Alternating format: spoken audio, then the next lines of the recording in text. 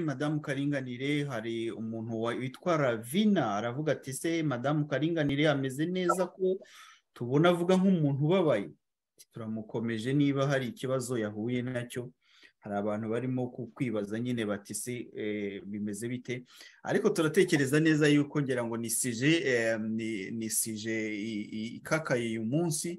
Turizera ko turi buyibicemo neza tukaganira mu buryo kuko ni ibintu n'ubuzima abanyarwanda banyuzemo na bamwe uyu munsi bakirimo kubamo kurya mujya mubona ngo abacakara baragiye ngo abantu bagiye i Burayi baragenda bahera mu bihugu bya Libya na hehe hose barangije bahindura abacakara.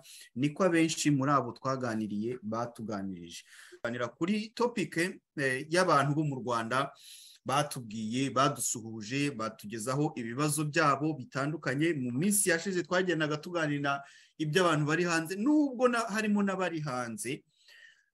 Ikibazo rero cyaje giteye gite, kiravuga kiti twebwe nk'abanyarwandakazi, icya mbere twigeze no kubiganiraho ariko tuganira cyane nko ku bari barashatse abanyarwandakazi cyane cyane bo mu bwoko bw'abatutsi bari barashatse abagabo bo mu bwoko bw'abahutu. Ngewe ku bwanjye abo bantu naranabashimaga nkavuga ntumva aba bantu nibo bantu bakoze ubumwe n'ubwiyunge na mbere y'uko bunaduka bubaho. Aba bantu nibo bantu bagaragaje ko abasopa ari umwe, nibo bantu bagaragaje ko ibintu by'amoko FPR yavugaga mu Rwanda nta bihari, ko ahubwo ibintu by'amoko byabaye akisantiwe bikomezwa binaremerezwa n'intambara FPR yatangije ku itariki ya mbere z'ukwezi kwa 10 mu 1990. Niho abantu batangiye kugira agashiha, kugira umutima mubi, abantu batangiye kohereza abana babo mu nkotanyi, inkotanyi nabo abo zifashe za Byumba na za hehe zikababaga. Ko ndabyibuka nk'impunzi zazaga zije zivuye za Byumba na hehe, nizo zabaga ari impunzi zirakaye cyane kubera iby'inkotanyi zabaga zakoze.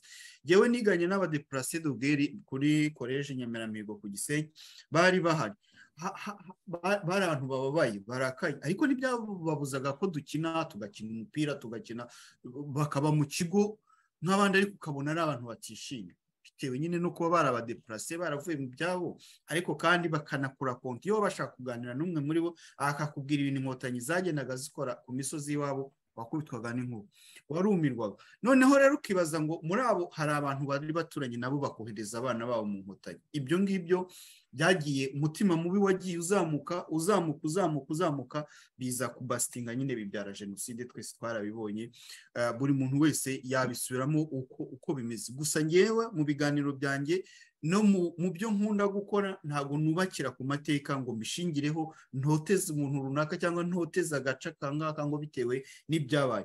Avuga ngo ababaye muri ubwo buzima bafite uko babayemo n'uko babyitwayemo. Uyu munsi natwe dushobora guhindura ubuzima tukabyitwaramo mu buryo butandukanye n'ubwo abatubanjirije babibayemo. Hari intambara bari barimo, bafite uko babikoze, buri wese afite uko yabikinnye mu biro, buri wese aho yicaye afite impapuro yasinye, undi afite abo yavuganaga nabo, buri wese afite uko yabikoraga. Ese ngewe uyu munsi mfite uko nakwicara mu biro cyangwa nakwicara ahangaha nkakora nanjye ibyanjye bizatuma amateka hari icyo avuga ku byo nabayemo, uburyo tworiyanse igihugu. Ninubakira ku byahise biraza gusenya, gusa kubimenya ni byiza, biraza gusenya wa mutima mwiza ngewe nari mfite wo kubaka ejo hazaza. Ubwo rero icyo navugaga nuko rero muri ibyo bice byose muri ayo mateka twabayemo hari abashakanye n'abahutu bahuye n'uruva gusenya ruva gusenya. Nkuko nabivuze, hari ingorane zabaye, bamwe muri bo bagashyigikira inkotanyi, abandi baganamba ku bagabo babo, bakavuga bati uko byagenda kose twabanye n'aba bantu. Ariko rero icyaje kubaho niki? Icyaje kubaho nuko dufite abantu benshi, abagore benshi, bamwe batorotse igihugu, abandi bafunze, abandi bishwe, abandi bagizwe ibimuga n'inkoni no gukubitwa, cyane cyane abo banambye ku bagabo babo mu bwoko bw'abahutu. Abenshi barakubiswe, abandi barafungwa, batereranwa n'imiryango yabo, bagirirwa ibicibwa, bitwa interahamwe, bamvugana nabo bariyumva, bariyizi, barahari. barahari. Ariko baravuga bati uko byagenda kose, nimushaka muvuge ko twikorera za nzamugwa inyuma, nimushaka muvuge ko bigenda kose, aba ni abantu twabanye, ntabwo tugomba kubatererana, kandi ntibadutereranye.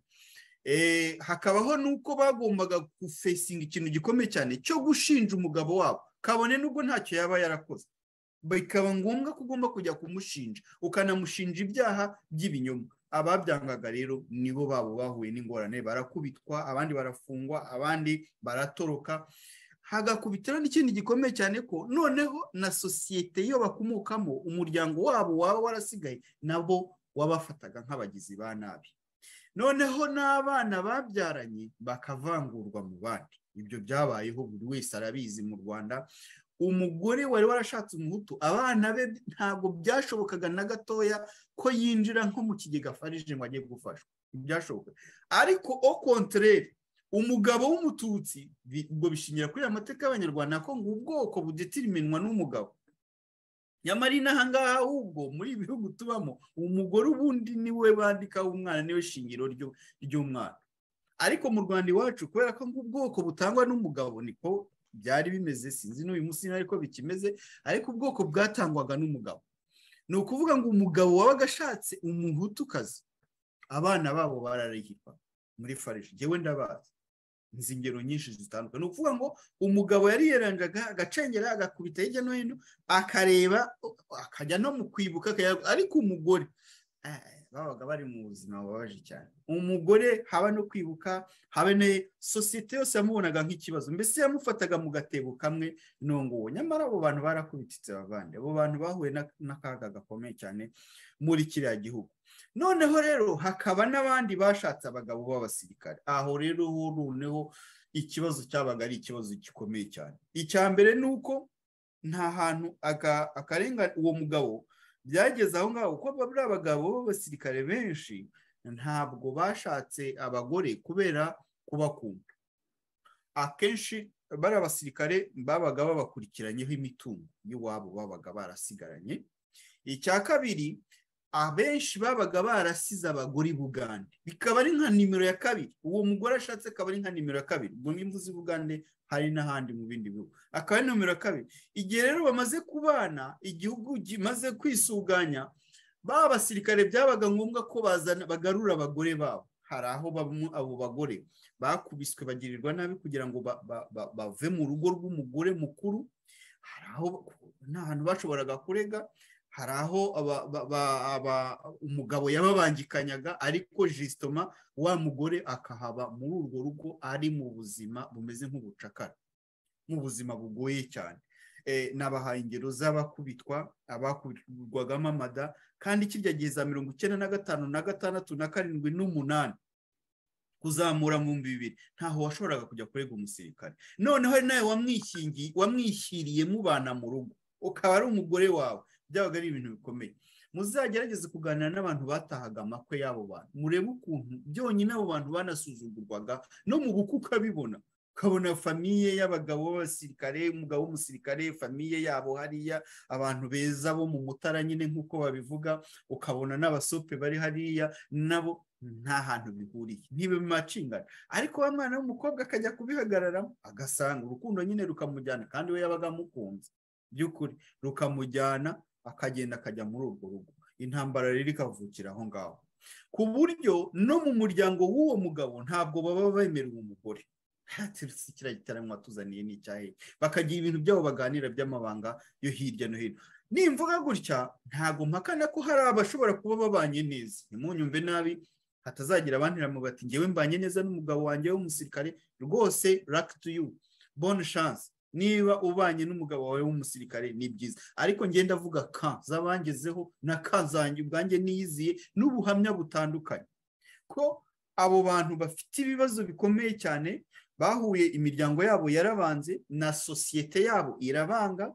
Hanyuma ikindi, ntaho bashobora kurega, imitungo yabo yaratwawe, itwarwa n'abo basirikare, barayigurisha. Utwo bari basigaranye twose baragurisha, bamaze kubacucura, bamaze kubagira inzagabaga, bajugunya agasiyo, bohereza umwanda, baravuga bati genda. Umuntu agasigara aririra mu myotsi.